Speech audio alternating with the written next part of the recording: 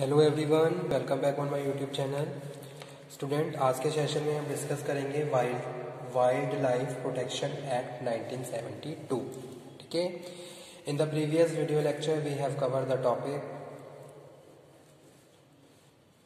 Environment protection act the Indian and the forest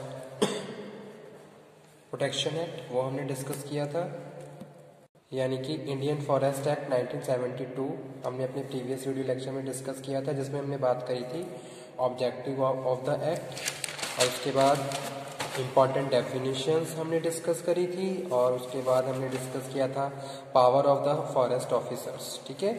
और the certain provisions for the violation of this act we have already discussed. Now we are going to start wild life protection act.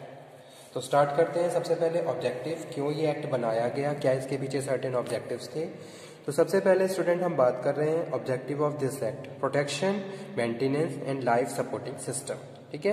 तो यहाँ पे हम किसकी बात कर रहे हैं? वाइल्ड लाइफ की, यानी कि फॉरेस्ट में जितने भी वाइल्ड एनिमल्स रहते हैं हम उनके बारे में डिस्कशन कर रहे हैं कि भाई उनके प्रोटेक्शन के लिए इस एक्ट को बनाया गया, इस एक्ट को फॉर्म किया, एस्टेब्लिश किया गया, और कुछ प्रोविजंस बनाए गए ताकि इनको प्रोटेक्शन, जो भी वाइल्ड लाइफ है इनको प्रोटेक्ट किया जा सके, इनके मेंटेनेंस के बारे में और इसके लाइफ सपोर्टिंग सिस्टम को फॉर्म करने के लिए। ठीक है। तो वो ये क्या है? सर्टेन ऑब्जेक्टिव्स हैं इस एक्ट के, जो हम डिस्कस कर रहे हैं। तो फर्स्ट वन क्या है?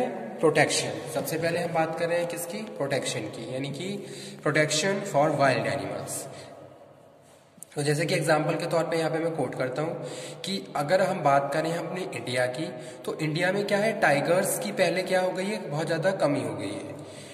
ठीक है। कुछ अफ्रीका से टाइगर्स को मंगवाया गया था ताकि यहाँ पे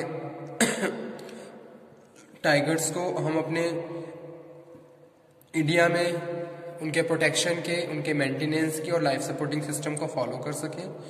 तो इस तरीके की प्रैक्टिसेस बहुत ज़्यादा हो रही थी, जिसकी वजह से फिर वाइल्ड लाइफ प्रोटेक्शन एक्ट बनाया गया 1972 में, और इन सब चीज़ों को सिक्योर किया गया। कुछ अनएथिकल प्रैक्टिसेस जिनको प्रिवेंट करने के लिए, रोकने के लिए इस एक्ट की शुरुआत की गई। तो सबसे पहले हमारा जो ऑब्जेक्टिव है वो यही है, प्रोटेक्शन, यानी कि जितने भी वाइल्ड एनिमल्स रह रहे हैं फॉरेस्ट में उनके प्रोटेक्शन की बात कर रहे हैं। उनकी हंटिंग ना हो, ठीक है, उनको कोई डिसीज ना हो, और उनकी जातियां, उनकी प्रजातियां, जितने भी जीव जंतु हैं विलुप्त ना हो। तो इन सब प्रॉब्लम्स को सॉर्ट आउट करने के लिए, इन सब मेन प्रॉब्लम्स के लिए इस एक्ट को बनाया गया ताकि हम उनको प्रोटेक्ट कर सकें। उनकी लाइफ को की मेंटेनेंस के बारे में यहाँ पे हम बात कर रहे हैं, और उनके लाइफ सपोर्टिंग सिस्टम के बारे में बात कर रहे हैं। ठीक है। तो ये क्या थे? मेन ऑब्जेक्टिव थे इस एक्ट के, वाइल्ड लाइफ प्रोटेक्शन एक्ट। जितने भी जीव जंतु जंगलों में रहते हैं उनको हमें बनाए रखने के लिए, ताकि उनकी जातियां, प्रजातियां विलुप्त ना हो। ठीक है। तो एक एनवायरनमेंट क्या है, मोस्ट इंपॉर्टेंट रोल प्ले करता है।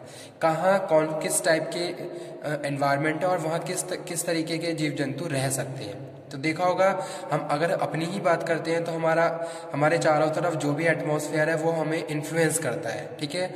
और उसका इफेक्ट हमारे ऊपर पड़ता है। तो वही चीज़ हम बात कर रहे हैं फॉरेस्ट में। ठीक है।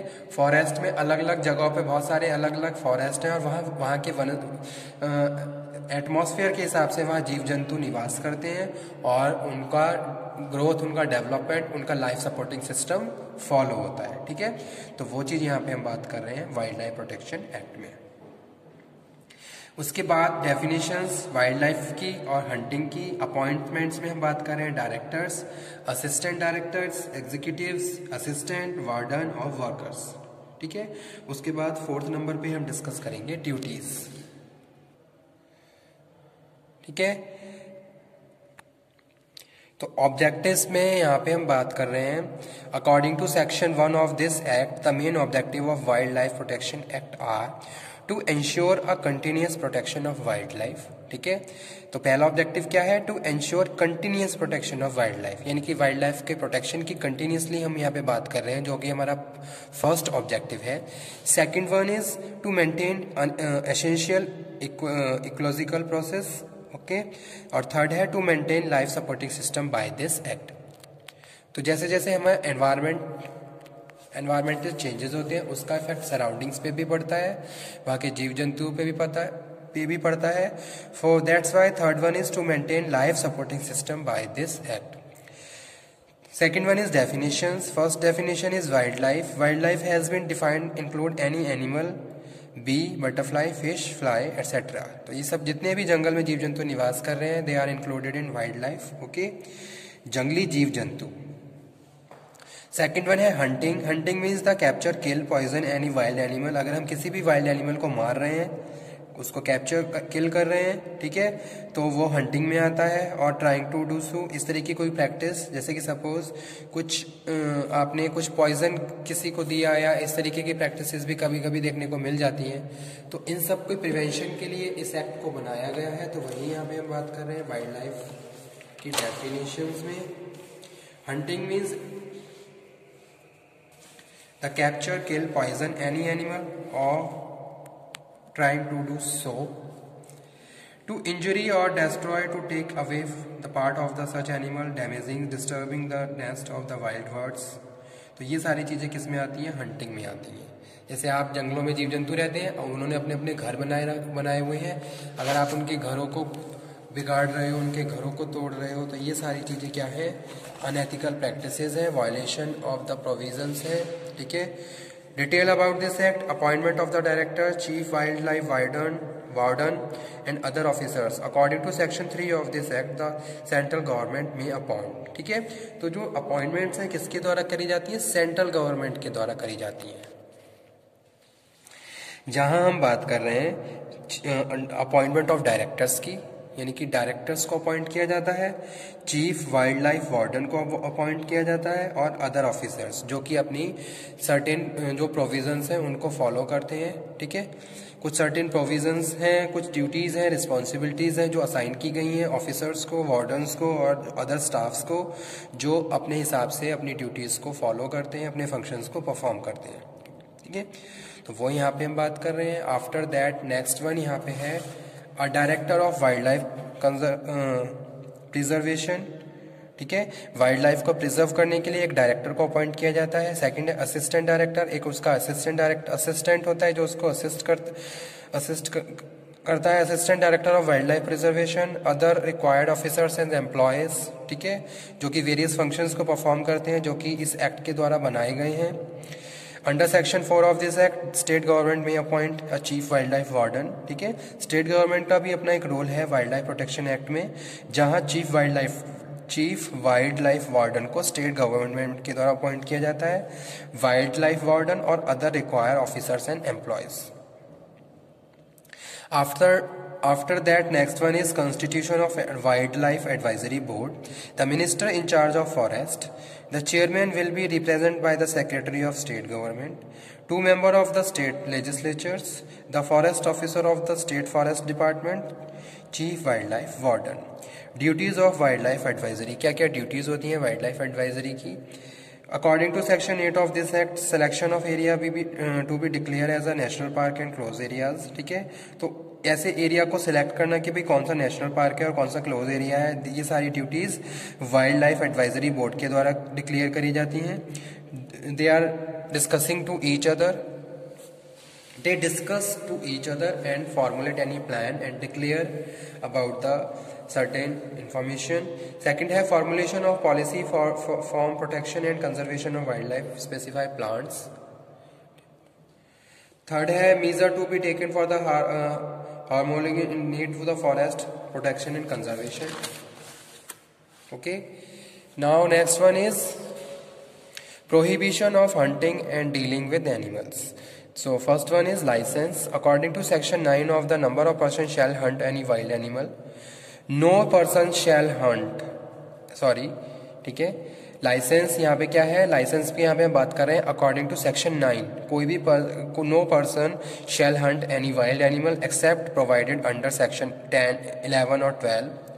According to section 11, hunting of wild animal is permitted. इन कुछ केसेस में ही परमिट है, जैसे कि suppose if chief wild life warden is satisfied that any wild animal has become dangerous, कोई वाइल्ड एनिमल क्या हो गया? डेंजरस हो गया है, जो दूसरों को हार्म पहुंचा रहा है, ह्यूमन लाइफ को हार्म पहुंचा रहा है, और या फिर उसको कोई डिसीज हो गया है जो डिसीज दूसरों में फैल सकता है।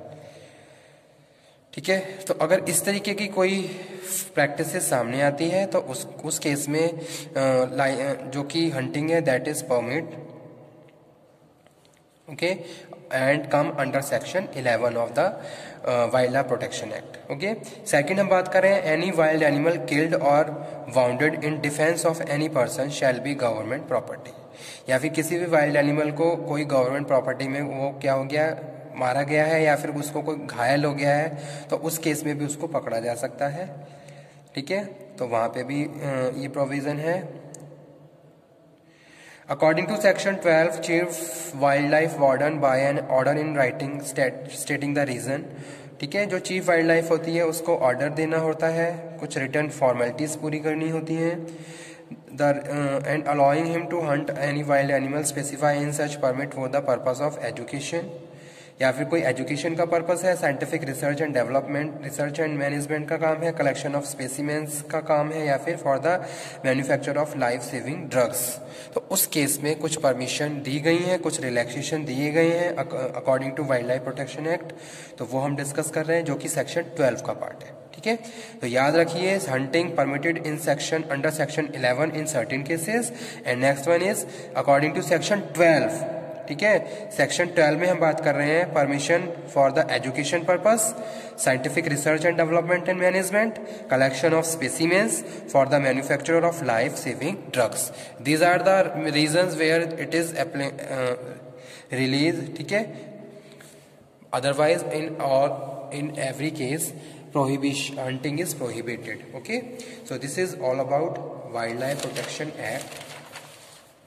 एक ओवरव्यू है, एग्जाम के पॉइंट ऑफ व्यू से भी इंपॉर्टेंट है, तो आप इसको नोट डाउन कर लीजिए। मेन अगर कोई भी टॉपिक आता है तो आप ये मेन टॉपिक लिखिए ताकि आपके एग्जाम में आप अच्छे से अच्छे मार्क्स, ज़्यादा से ज़्यादा मार्क्स सिक्योर कर पाएं। ठीक है, अगर हम कोई भी एक्ट एग्जाम में अटेम्प्ट कर रहे हैं तो सबसे पहले हमें उसके ऑब्जेक्टिव, डेफिनेशन एंड कुछ साइलेंट फीचर्स पता होने चाहिए। Okay, thank you very much.